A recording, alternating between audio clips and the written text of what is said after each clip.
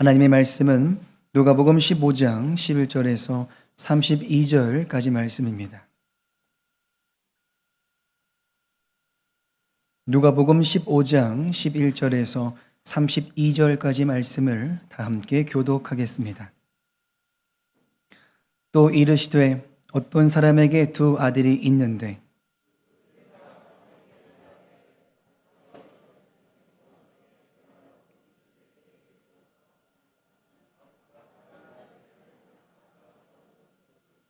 그 후 며칠이 안 되어 둘째 아들이 재물을 다 모아가지고 먼 나라에 가 거기서 허랑방탕하여 그 재산을 낭비하더니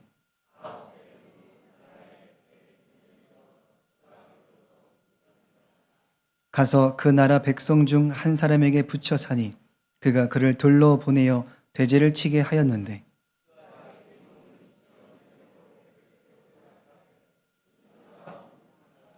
이에 스스로 돌이켜 이르되 내 아버지에게는 양식이 풍족한 품꾼이 얼마나 많은가 나는 여기서 추려 죽는구나.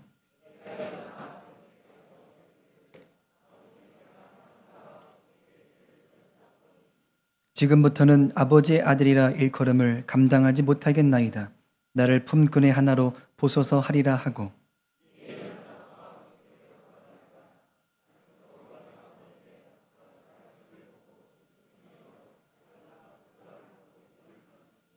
아들이 이르되 아버지 내가 하늘과 아버지께 죄를 지었사오니 지금부터는 아버지의 아들이라 일컬음을 감당하지 못하겠나이다 하나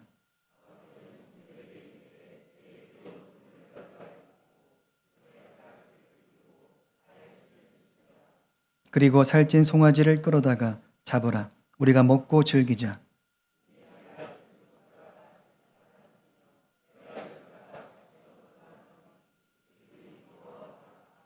맏아들은 밭에 있다가 돌아와 집에 가까이 왔을 때에 풍악과 춤추는 소리를 듣고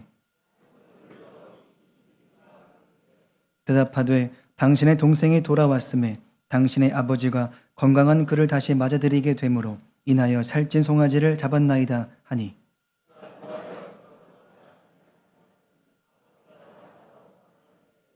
아버지께 대답하여 이르되 내가 여러의 아버지를 섬겨 명을 어김이 없거늘 내게는 염소 새끼라도 주어 나와 내 버추로 즐기 가신 일이 없더니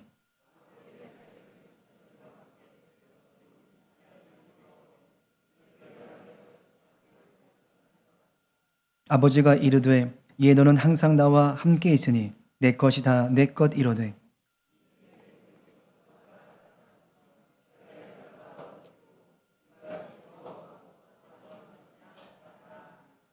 아멘. 할렐루야. 아멘. 주님의 평화가 여러분 온 가정 가운데 함께 하시기를 주님의 이름으로 축복합니다. 누가복음 15장의 시작은 바리새인들과 서기관들의 수군거림으로 시작합니다. 예수님께서 많은 사람들과 함께 만나는 그 장면을 보면서 그들은 생각을 하기를 그 눈에 죄인만 생각합니다. 예수님이 만난 사람들이 죄인이다. 거기에 갇혀서 죄인만 바라보기 시작을 한 것이죠. 예수님께서 어떤 마음과 어떤 은혜와 어떤 사랑과 어떤 구원하심으로 그를 만나고 있는지는 전혀 보지 못한 채 그저 자신이 봐왔던 눈으로 그들을 죄인처럼 생각을 한 것이죠. 여기 주님께서는 너희들의 시선과 하나님의 시선은 전혀 다름을 이야기를 하셨습니다. 사람이 마음이 가 닿은 것, 사람의 시선이 가서 머문 곳에는 판단이 시작되지만 하나님의 마음과 하나님의 시선이 가 닿는 곳에는 회복하심이 시작이 되어진다는 것이죠. 그들은 사람의 마음과 시선으로 보았더니 판단이 앞서기 시작한 것입니다. 이에 주님께서는 그들의 마음을 아시고 두 가지 비유를 허락하시죠. 잃은 양의 비유와 잃은 드라크마 비유를 허락하십니다. 두 비유이긴 하지만 흐름은 비슷하게 만들어집니다. 다른 사건임에도 불구하고 성경에서는 같은 용어가 다른 사건에서 똑같이 등장하는 것이죠. 찾아내기까지라는 겁니다. 목자가 양을 찾는데 찾아내기까지 찾은다 얘기합니다. 주인이 이런 드라크마를 찾는데 찾아내기까지 찾아간다라고 이야기를 하는 것이죠.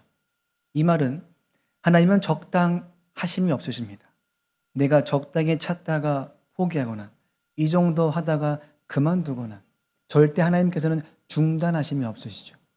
찾아내실 때까지 이 일을 행하심이 바로 하나님의 마음이고 섭리고 구원하심이라는 겁니다.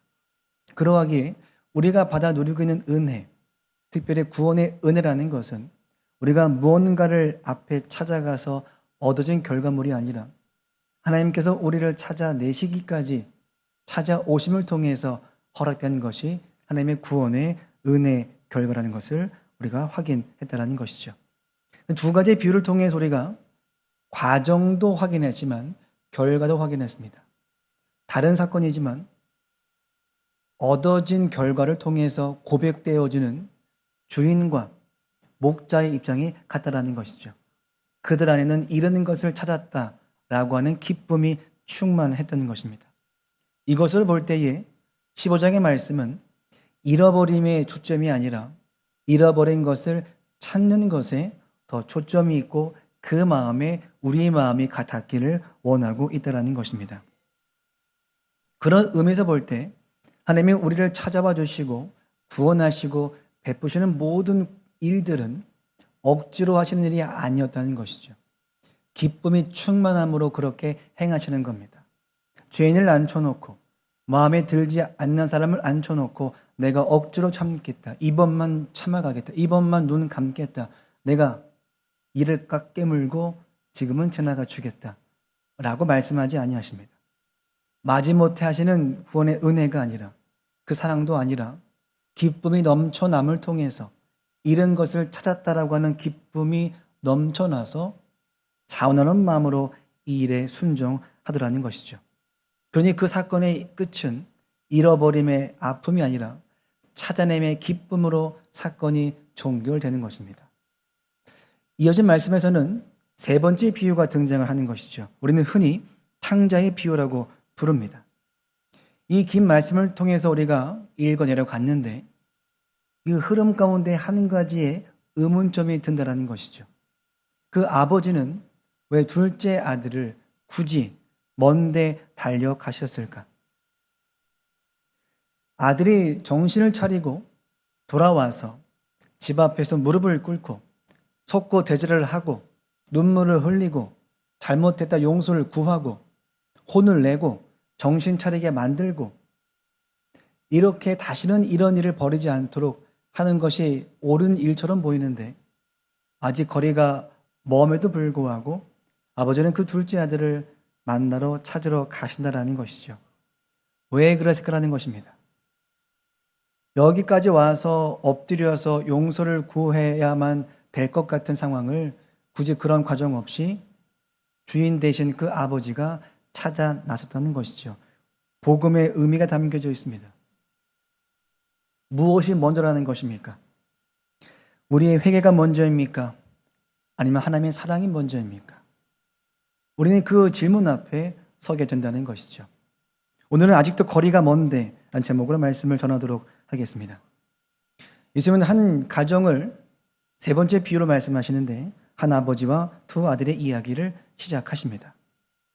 그 집의 둘째 아들이 아버지를 찾아와서 이렇게 요청을 하죠. 12절 말씀입니다. 그 둘째가 아버지에게 말하되 아버지여 재산 중에서 내게 돌아올 분깃을 내게 주소서 하는지라. 아버지가 그 살림을 각각 나눠 주었더니 당시 유대 사회 속에서는 아버지가 살아 계심에도 불구하고 아버지 전을 내가 먼저 받는다라는 것은 다시는 내가 아버지의 힘 없이 도움 없이 아버지 없이 내가 살아가겠다는 고백인 것이죠. 내가 아버지 아래 살지 않고 아버지 없이도 내가 충분히 내 인생을 살아갈 수 있습니다 라는 고백 속에 이 요청을 하는 것입니다. 그리고 먼 타지에 떠나서 자기 멋대로 살기를 시작하죠. 재미있는 것은 둘째 아들이 아버지 유산을 받아서 다른 지역에 가 살고 시작하는데 먼 나라에 갔다라고 이야기합니다. 성경에서 멀다라는 것은 우리의 생각과는 좀 더 크게 멀리 의미를 담고 있다는 것이죠. 성경에서 멀리라고 말할 정도니까 상당한 거리를 의미해서 아버지로부터 분리가 되어졌다는 것입니다. 굳이 그 먼 나라까지 가서 아들이 자리를 잡고 살았더라는 것이죠. 우리는 흔히 신앙적인 영역에서 죄라고 하면 어떤 큰 잘못을 저질렀다라는 이해를 가지고 있습니다. 하지만 죄의 기본적인 원리를 따져보면 하나님으로부터의 분리라는 것이죠. 하나님으로부터 분리가 됨이 시작이 결국은 죄와 연관되어지더라는 것입니다. 하나님을 떠나는 것이 죄의 시작인 것이죠. 주님과 붙어 있으면 괜찮으나 주님과 분리가 되는 그 순간부터는 죄가 시작이 되는 것입니다. 그런 의미에서 본다면 둘째 아들의 이 삶의 흐름이 비슷합니다. 아버지로부터 분리가 돼서 먼 나라까지 이르게 되는 것이죠. 먼 나라에 가는데 그냥 가지 않고 탕진하기 시작합니다. 허랑방탕하게 쓰기 시작합니다. 내 멋대로 쓰기 시작합니다. 자기의 음욕대로 생각대로 살기를 시작하시고 결국에는 모든 것을 탕진한 채 인생의 의미가 없이 하루에 한 끼도 먹기 어려운 정도의 삶의 현실로 내리막길을 살게 되었다는 것이죠. 이 장면 속에서 우리가 놓치지 말고 붙들어 장면이 있는데 그것은 그 아들이 얼마나 힘들게 살았는가가 아닙니다. 그런 아들을 떠나보낸 후에 아버지가 어떤 마음으로 지금 살고 있는가 우리는 그 마음을 봐야 하겠다는 것이죠. 그가 처한 현실의 어려움의 무게를 보는 게 아니라 그런 그 아들을 보낸 아버지의 마음과 아버지의 계획과 아버지의 생각이 어떠한가라는 것이죠. 우리는 확인하게 됩니다. 과연 그 아버지는 그 둘째 아들을 포기했을까? 이런 식으로 찾아왔으니 이런 식으로 나한테 했으니 더 이상 얼굴 보지 말자라고 하며 관계를 끌어냈을까라는 거죠. 전혀 그렇지는 않더라는 것입니다. 아들은 아버지를 떠났지만 아버지는 아들을 아직 떠나보내지를 않았다는 것이죠.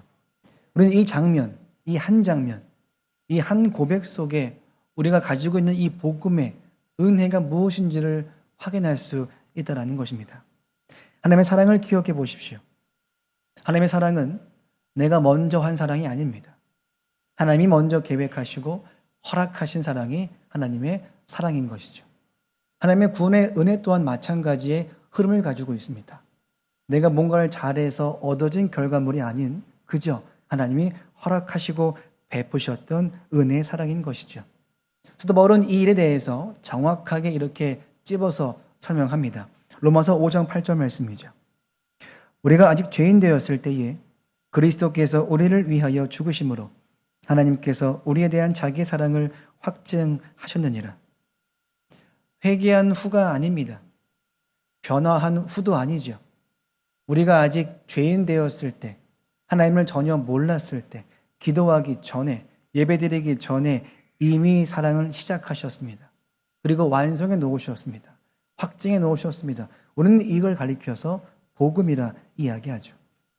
교회 나올 수 있는 것, 교제할 수 있는 것, 예배드릴 수 있는 것, 기도할 수 있는 이 모든 것이 내가 나왔기 때문에 된 문제가 아니라 하나님께서 계획하시고 택해 주시고 불러주시고 함께 주셨기 때문에 가능한 오늘의 예배가 된다는 것이죠.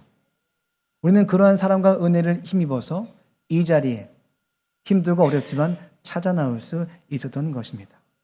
더 놀라운 것은 그냥 이렇게 부르기만 하지 아니하시고 가만히 앉아만 있지 아니하시고 직접 뛰어든 모습도 보이시더라는 것이죠.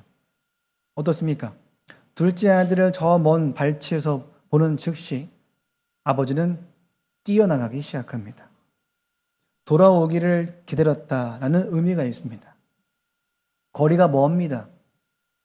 보는 순간 걱정은 있었지만 한쪽 마음에는 또 다른 감정적인 생각이 들어올 수 있다는 것이죠. 저 모습을 보니까 뭔가 속이 시원하기도 합니다.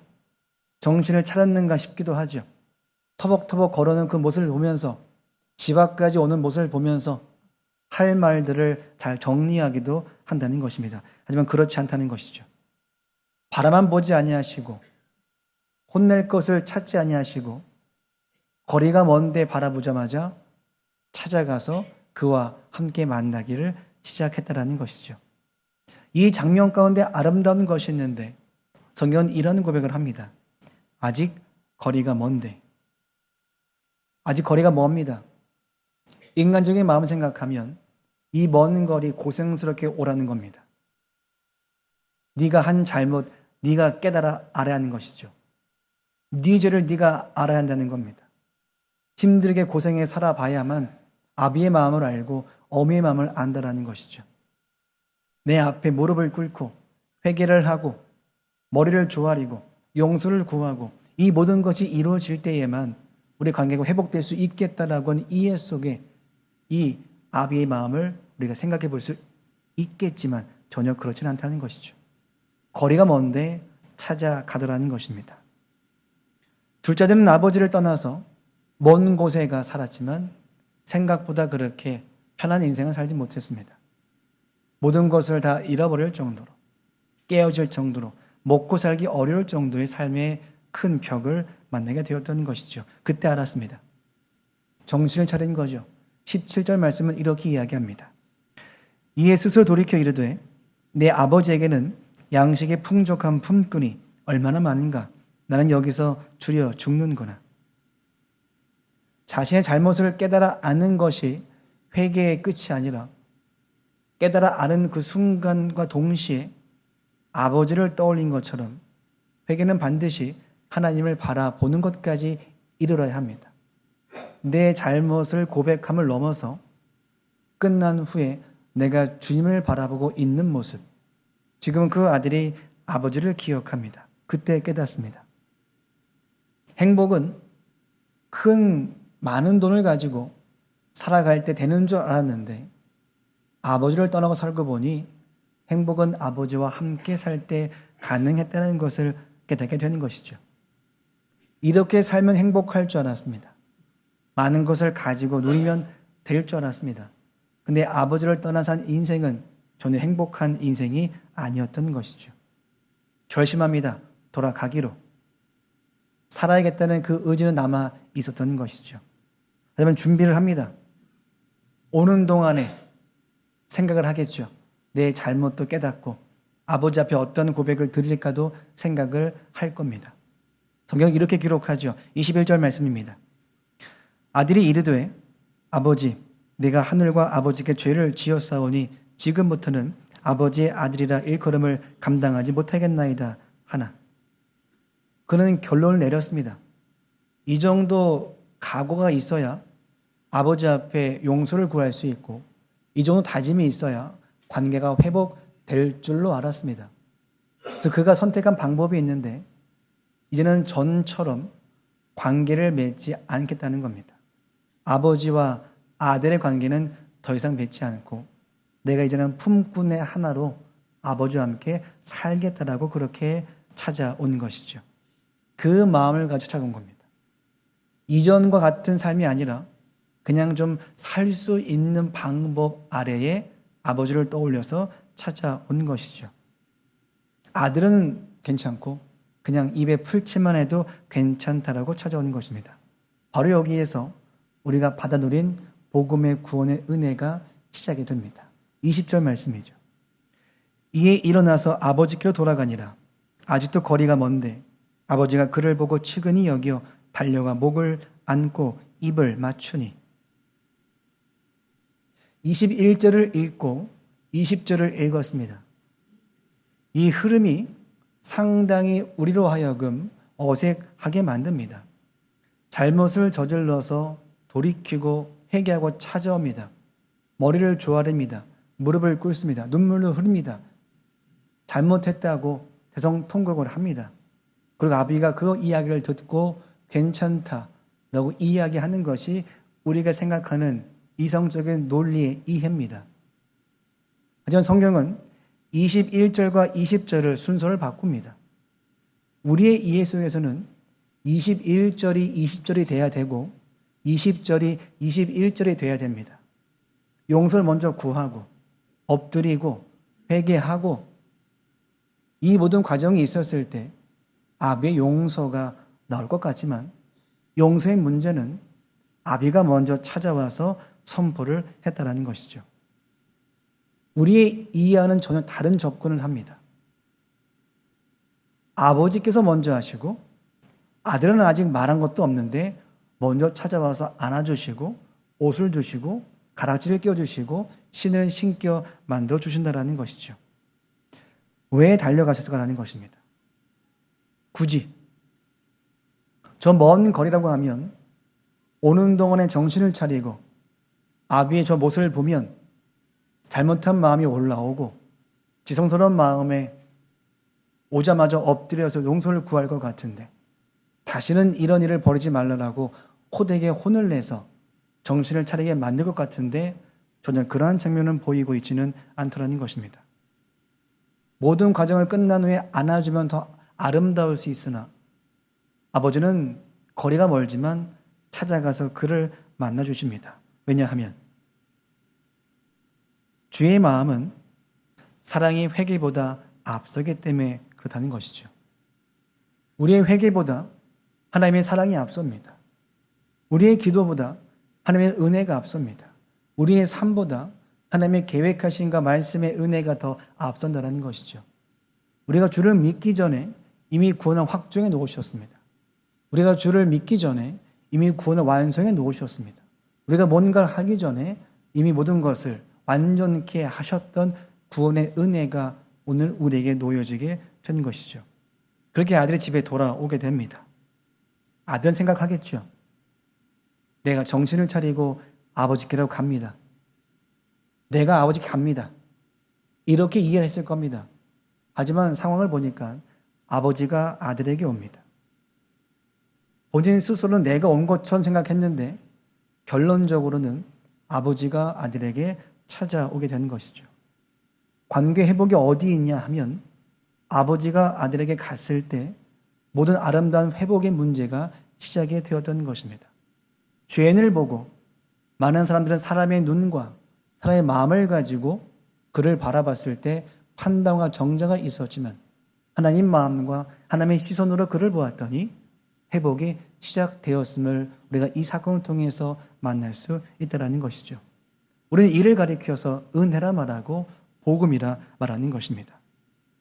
회개했기 때문에 찾아왔기 때문에 엎드렸기 때문에 되는 문제가 아니라 주님께서 먼저 모든 것을 행해 주셨기 때문에 완성케 해 놓으셨기 때문에 우리에게 구원의 길이 열렸다는 것이죠. 사도 바울은 이렇게 이야기합니다. 로마서 2장 4절 말씀이죠. 혹 내가 하나님의 인자하심이 너를 인도하여 회개하게 하심을 알지 못하여 그의 인자하심과 용납하심과 길이 참으심이 풍성함을 멸시하느냐. 어떤 조건적인 이유 때문에 뭔가 하는 것이 아니라 내가 뭔가를 하기도 전에 주님께서 이미 행하셨다는 것입니다. 하나님의 인자하심이, 구원하심이, 사랑하심이 이미 나에게 임하고 난 다음에 우리의 믿음 생활이 이어져 가게 되는 것이죠. 그렇게 베푸신 은혜와 사랑 덕분에 살게 되는 것이고 신기한 것은 하나님의 구원의 은혜와 사랑이 여기서 멈추지 않더라는 것입니다.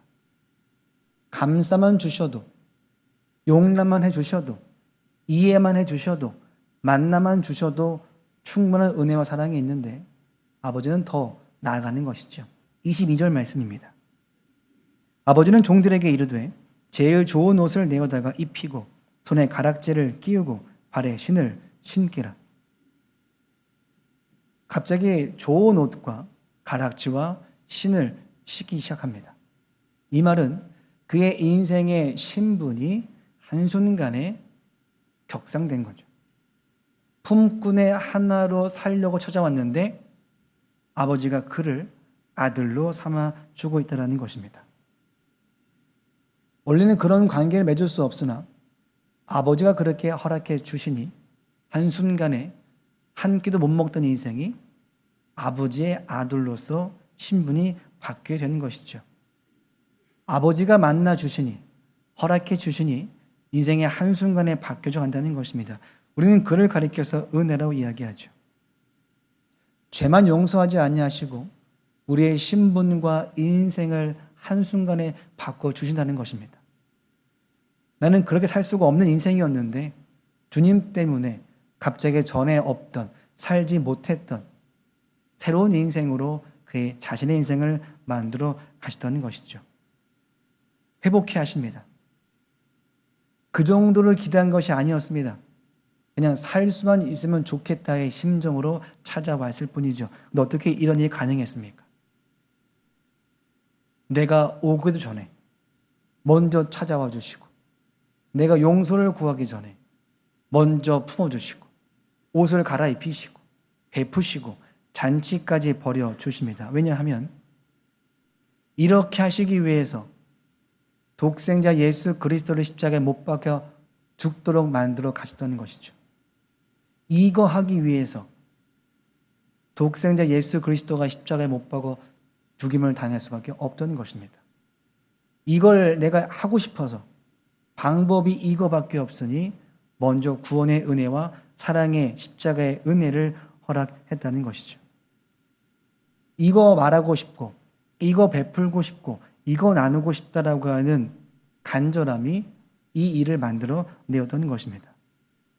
하나님의 구원과 하나님의 은혜와 하나님의 사랑이 우리의 모든 어떤 것보다 가장 먼저고 우선이라는 것이죠. 그 은혜가 있었기 때문에, 사랑이 있었기 때문에 오늘 우리가 지금도 살아갈 수 있게 되었다는 것입니다. 여기 둘째 아들과 아버지의 만남을 알게 되면 오늘 말씀의 비유가 어느 정도 정리가 되는 것처럼, 종교되는 것처럼 우리는 생각할 수 있습니다. 아버지가 품어주셨고, 아들은 회복이 되었고, 가정 안에는 잔치가 벌어졌고, 손님들은 찾아오게 되고, 함께하게 되었구나. 그냥 축하하면 오늘 사건은 끝나는 것처럼 보입니다. 그런데 성경은 끝나지 않고 더 이어져 가더라는 것이죠. 왜 그렇습니까? 예수님이 정말 하고 싶은 이야기가 또 따로 남겨져 있던 것이죠. 바로 큰아들입니다. 25절 말씀이죠. 맏아들은 밭에 있다가 돌아와 집에 가까이 왔을 때에 풍악과 춤춘 소리를 듣고, 둘째는 집 밖에 있었습니다. 첫째는 집 안에 있었죠. 누가 보더라도 첫째가 낫습니다. 하지만 둘째가 밖에 생활을 하고 첫째가 집안 생활을 할지라도 그 누구도 아버지의 마음을 헤아린 자가 한 명도 없다는 것이죠. 두 아들 다 아버지의 마음을 전혀 알지 못하고 있다는 것입니다. 누가복음 15장 2절 말씀을 이렇게 이야기했습니다. 바리새인과 서기관들이 수군거려 이르되 이 사람이 죄인을 영접하고 음식을 같이 먹는다 하더라. 첫째 아들은 둘째 아들을 보면서 이들의 시선을 가지고 있었습니다. 저가 하는 행동이 있는데, 저가 보인 삶이 있었는데, 사람의 시선과 마음으로 보니 판단이 시작되었고 정죄가 시작되었습니다. 이를 가리켜서 예수님께서는 너희들이 바로 첫째 아들이다라는 것입니다. 성전 안에 머물고는 있으나, 하나님과 함께 머물고는 있으나, 떠나지는 않긴 했으나 둘째 아들과 다르지 않게 아버지의 마음을 전혀 헤아리지는 못하고 있다라는 것이죠. 지금 아버지가 기뻐합니다. 그럼 같이 기뻐야 되죠. 아버지의 기쁨이 나의 기쁨이 되어져야 하는 것입니다. 근데 그 아들의 입장은 뭐냐 하면 내 기쁨이 아버지의 기쁨이 되어져야 한다는 것이죠. 순서가 바뀌었습니다. 아버지의 마음을 전혀 모르니까 아버지가 기뻐할 때 함께 기뻐하는 마음이 전혀 없다는 것이죠. 화를 냅니다. 28절 말씀이죠. 그가 노아에 들어가고자 하지 아니하거늘 아버지가 나와서 권한대 아버지께 대답하여 이르되 내가 여러 해 아버지를 섬겨 명을 어김이 없거늘 네게는 염소 새끼라도 주어 나와 네 벗으로 즐기게 하신 일이 없더니. 큰 아들이 가지고 있는 믿음의 주소입니다. 현 주소죠. 둘째 아들의 삶을 우리가 다 알지 않습니까? 나는 그렇게 살지 않았다는 것이죠. 근데 그때 뭘 말하냐 하면 내가 섬겼다는 겁니다. 내가 수고했다는 겁니다. 내가 순종했다는 겁니다. 내가 애를 썼다라고 이야기하죠. 그 말은 내가 지금 앞서고 있습니다. 지금 아버지의 사랑보다 자신의 공로가 앞섭니다. 아버지의 마음보다 자신의 마음이 앞섭니다. 아버지의 기쁨보다 나의 불쾌함이 앞섭니다. 지금 우선하고 먼저 돼야 될 것이 미뤄지다 보니 내 불쾌함이, 내 판단이, 내 공로와 내 억울함이 자꾸 앞서게 된다는 것이죠. 둘째 아들은 아버지를 떠났습니다. 첫째 아들은 아버지의 마음을 떠났습니다. 둘째 아들은 집 밖에서 방황했습니다. 첫째는 집 안에서 방황을 했던 것입니다. 더 놀라운 점은 둘째 아들은 아버지에게 돌아왔습니다. 함께하게 되었습니다. 신분을 회복하게 되었습니다. 잔치가 벌어지게 되었습니다. 하지만 자기 의를 아직도 앞세운 첫째 아들은 잔치 자리에 동석하지 못합니다. 함께 기뻐하지 못합니다. 함께 나누지 못합니다.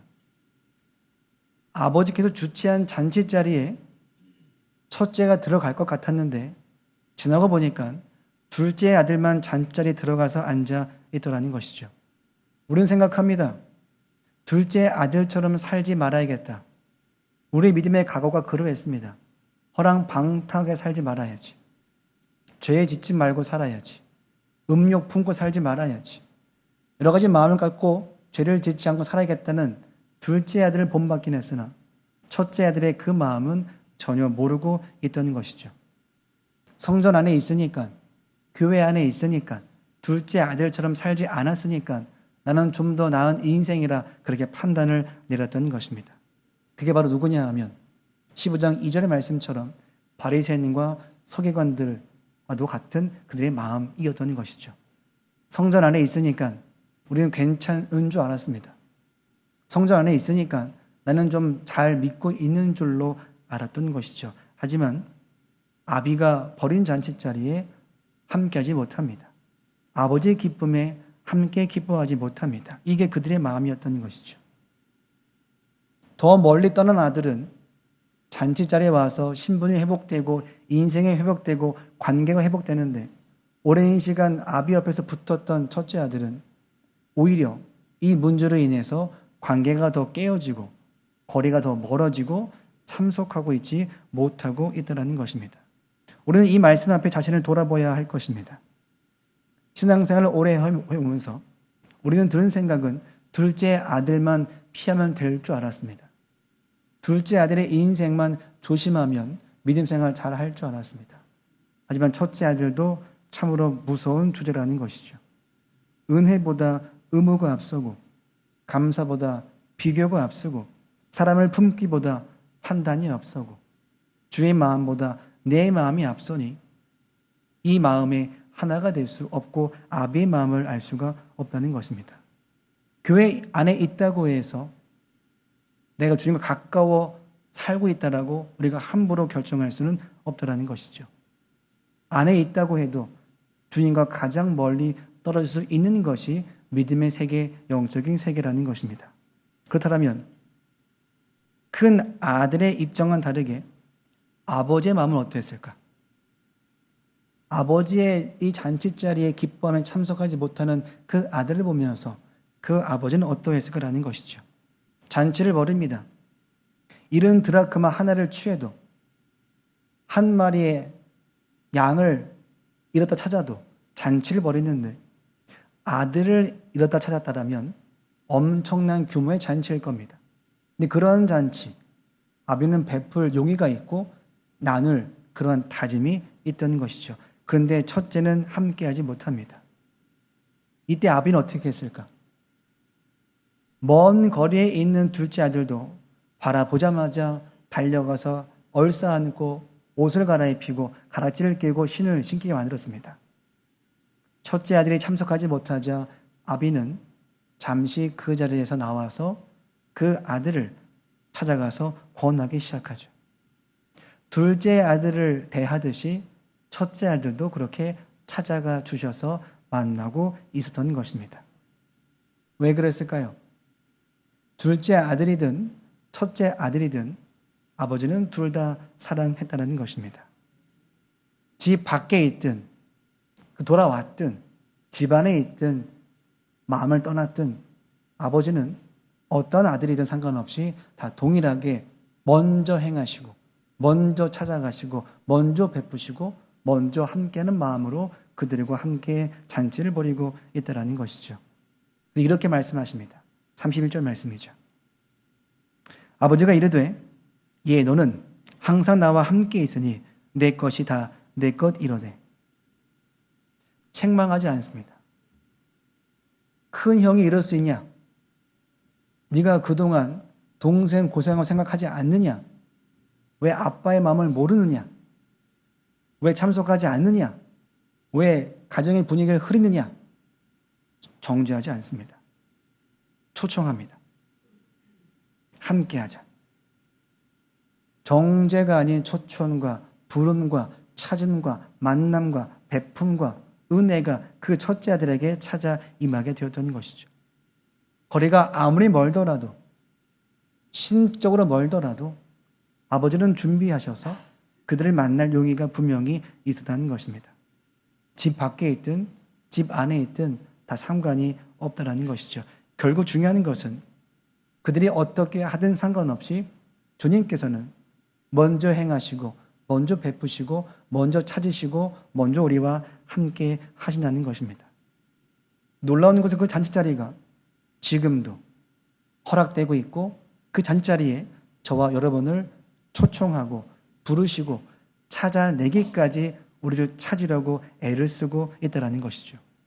우리는 그 초청을 받은 상태인 것이고 누군가는 저 멀리 누군가는 가까이 있는 상태이지만 우리의 판단은 저들과 나의 비교가 아니라 이런 나에게 찾아오시는 주의 말씀과 은혜의 감사와 은혜를 가지고 찾아가는 것이 오늘의 우리의 고백이 되어져야 한다는 것이죠. 우리는 비유를 통해서 두 아들을 만납니다. 첫째는 남아있었고 둘째는 집을 떠나죠. 아비의 마음은 동일했습니다. 다 찾아가서 만나주시고 사랑하시죠.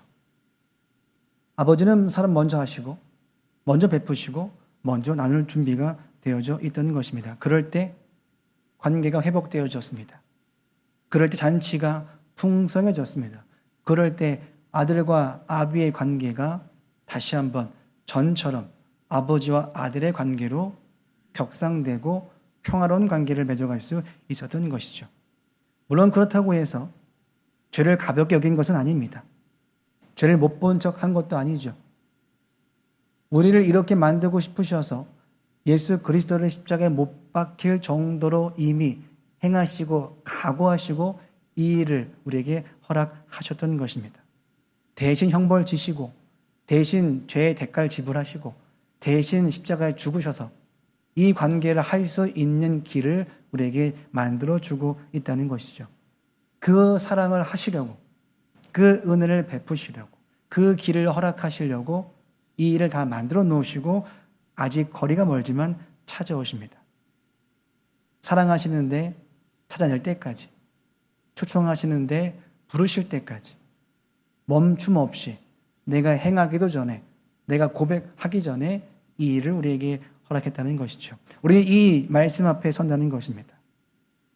우리가 받은 구원과 사랑과 은혜 모든 것들이 이런 식의 방향성 속에 허락되었고 받아 누리고 있다는 것이죠. 예수님을 죽기까지 행하심을 통해서 사랑한다 증거하십니다. 이미 사랑하고 계셨음을 보이고 싶은데 방법이 이것밖에 없어서 예수 그리스도를 십자가에 죽도록 만들어 내셨던 것이죠. 우리 사랑하신다고 하는 증거입니다. 우리를 향해서 허락했던 모든 일에 대한 근거가 바로 거기에 담겨져 있던 것이죠. 여기에 부름받기를 원하고 응답받기를 원하시는 겁니다.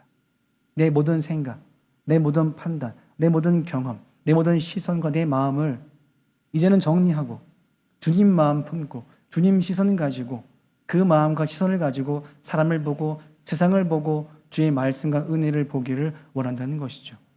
그래야만 판단이 사라지고 회복과 은혜가 시작이 되어진다는 것입니다. 이제는 우리 차례입니다. 내가 아무것도 하기 전에 허락받은 은혜와 사랑이었습니다.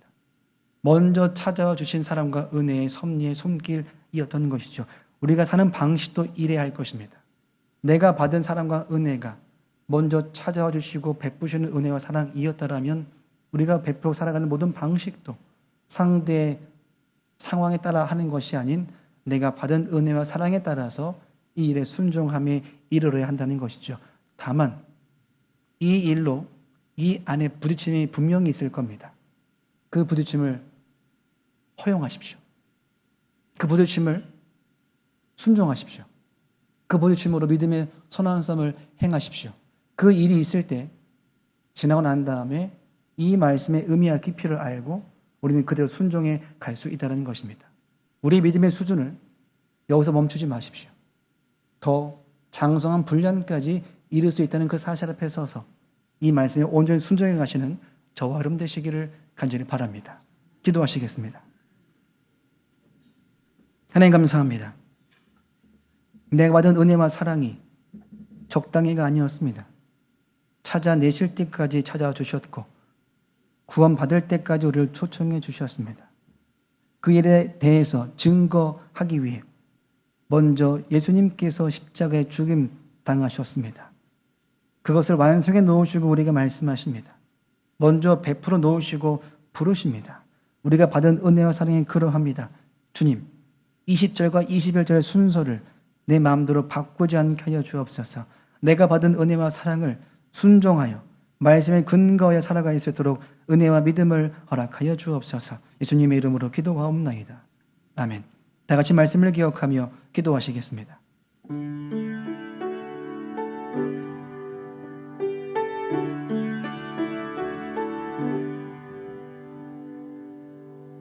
주님, 우리를 먼저 사랑하시고 먼저 찾아와 주시는 주의 은혜 감사함을 드립니다. 날마다 먼저 사랑하시고 찾아주시는 그 은혜에 늘 경험하도록 인도하여 주옵소서. 주를 떠나 살아가던 우리의 모습을 회개케 하시고 연약함을 가지고 살면서도 마치 강한 사람인 것 착각하고 있는 우리의 모습을 다시 한번 붙드시고 인도하여 주옵소서. 의심하지 않게 도와주옵소서. 주의 말씀을 신뢰케 하여 주옵소서. 먼저 찾아오시는 은혜 안에 우리가 거할 수 있도록 믿음의 회복을 허락하여 주옵소서. 다 함께 말씀을 기억하며 기도하시겠습니다. 하나님 감사합니다. 먼저 사랑하시고 먼저 베푸시고 먼저 허락하신 은혜와 사랑이 있었습니다. 그 덕분에 사는 인생인 줄로 합니다. 그 덕분에 오늘에 이르게 된 줄로 합니다. 주님, 내가 받은 사랑이 이러할지인데 우리는 어떠한 고백과 어떠한 믿음의 삶을 살아가고 있는가를 확인케 하여 주옵소서. 주님을 경험케 하여 주옵소서. 만나도록 인도하여 주옵소서. 다시 한번 회복하도록 인도하여 주옵소서. 주의 마음이, 주의 시선이 내 인생과 내 영혼과 내 모든 것에 가 닿을 수 있도록 도와주옵소서. 그럴 때 내 인생의 회복이 시작된 줄로 합니다. 주님, 내 인생의 회복함을 허락하여 주옵소서. 다시 믿음 안에서 우뚝 설 수 있도록 우리와 함께하여 주옵소서. 주님 감사합니다. 한 번 더 기도하시겠습니다. 주님, 우리의 죄를 용서하실 뿐 아니라 자녀로 회복하여 주심에 감사함을 드립니다. 우리의 삶이 두려움이 아니라 주의 자녀됨으로 담대함을 살아갈 수 있도록 인도하여 주옵소서. 날마다 아버지의 품 안에서 살아가는 기쁨을 누리게 하시고 주의 자녀답게 사랑과 순종함을 살아가도록 인도하여 주옵소서. 다만 그 일로 인해서 불편한 벽을 만날 수 있습니다. 돌뿌리에 걸릴 수 있습니다. 주님, 그때마다 나를 도우시고 나를 일으켜 세우시고 힘주시는 주의 말씀의 손길을 허락하여 주옵소서. 다 함께 말씀을 기억하며 기도하시겠습니다. 하나님 감사합니다. 우리를 용서하실 뿐 아니라 회복해 하십니다. 품꾼이었던 인생을 하나님의 자녀 삼아 주십니다. 한순간 나의 인생이 바뀌어져 갑니다. 주의 은혜요 주의 사랑인 줄로 합니다. 주님, 날마다 주의 품 안에 거하게 도와주옵소서. 날마다 주의 자녀답게 살도록 인도하여 주옵소서. 어떤 인생에 되어도 상관없이 내 인생을 정의하는 것은 상황과 사람이 아니라 내 감정이 아니라 주의 말씀이, 주의 은혜와 주의 사랑이 내 인생을 정의하는 것입니다. 내가 함부로 내 인생을 판단치 않도록 도와주옵소서. 남의 인생을 내가 판단치 않도록 인도하여 주옵소서. 오직 주의 믿음을 가지고 인생을 바라보는 주를 바라볼 수 있도록 인도하여 주옵소서. 주님 감사합니다. 한 번 더 기도하시겠습니다. 주님, 우리 안에 큰 아들의 모습이 있다면 회개하게 하여 주옵소서. 비교와 판단과 자기의 의를 내려놓게 하여 주옵소서. 집 밖에 있는 사람도, 집 안에, 교회 안에 있는 사람도 주님 다 품게 하여 주옵소서. 아버지의 마음을 허락하여 주옵소서. 먼저 사랑하셨듯 우리도 먼저 사랑하게 하시고, 먼저 용서해 주셨듯 우리도 먼저 용서하게 하여 주옵소서. 앉아서 하는 게 아니라 일어서서, 거리가 멀지만 먼저 뛰어갈 수 있도록 도와주옵소서. 내 이성적인 판단의 순서가 아닌 주여 복음의 순서로, 은혜의 순서로 우리의 믿음이 쌓여져 갈 수 있도록 인도하여 주옵소서. 더 나아 교회 학교 친구들과 교사들을 위해서 우리에게 헌호를 기억하며 다 함께 기도하시겠습니다. 하나님 감사합니다. 우리 안에 둘째 아들만 피하면 되는 줄 알았습니다. 둘째 아들처럼만 살지 않으면 되는 줄 알았습니다. 하지만 주님, 첫째 아들도 그 품었던 마음을 돌아보니 쉽지 않은 주제였습니다. 내가 주 앞에 붙어 있었는데, 내가 아버지를 위해 살았었는데 내 안에 아버지의 기쁨보다 나의 불쾌함이 앞섭니다. 주의 말씀과 은혜보다 내 생각이 앞섭니다. 주의 말씀과 은혜보다 내 경력과 경험이 앞섭니다. 내 판단, 감정이 앞섭니다. 주님, 그렇게 주의 마음을 헤아리지 못합니다. 아버지가 옆에 있음에도 불구하고, 그 안에 머물에도 불구하고 주의 마음을 전혀 모른 채 떠난 둘째나 떠난 첫째나 주여 둘 다 아버지의 마음을 모릅니다. 주님, 이 시간 믿음 허락하셔 주의 마음을 알도록 인도하여 주옵소서. 그 마음을 가지고 우리 교회가 친구들이 기도케 하시며 이번 여름 성경을 통해서 다시 한번 교육부서 안에, 교회 학교 안에 부흥의 불씨를 허락하여 주옵소서. 수고하는 교들에게 믿음을 더하시고, 특별히 우리 교회 환우들이 있습니다. 암투병, 디스크의 문제로, 관계의 문제로, 내면의 문제로 고통당하는 많은 영혼들을 주님께서 만지시고 말씀하시고 함께하여 주옵소서. 주님 감사합니다. 하나님 감사합니다.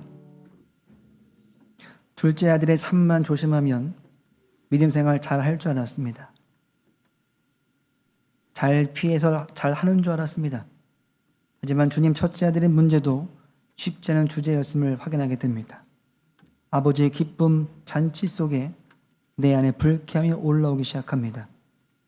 은혜로운 예배자리 가운데, 모임 가운데에서 내 생각, 감정이 올라오기 시작합니다. 내 판단과 결정이 올라오기 시작합니다. 주님, 내 시선과 마음을 보지 않고 주의 마음과 주의 시선으로 바라볼 수 있도록 믿음을 허락하여 주옵소서. 내가 받은 주의 사랑과 은혜를 기억나게 하여 주옵소서. 내가 행한 것은 아무것도 없습니다. 주님께서 먼저 행해 주셨기에 가능한 인생 인줄로 아오니 그 앞에 온전하게 응답하고 살아가도록 인도하여 주옵소서. 예수님의 이름으로 기도하옵나이다. 아멘.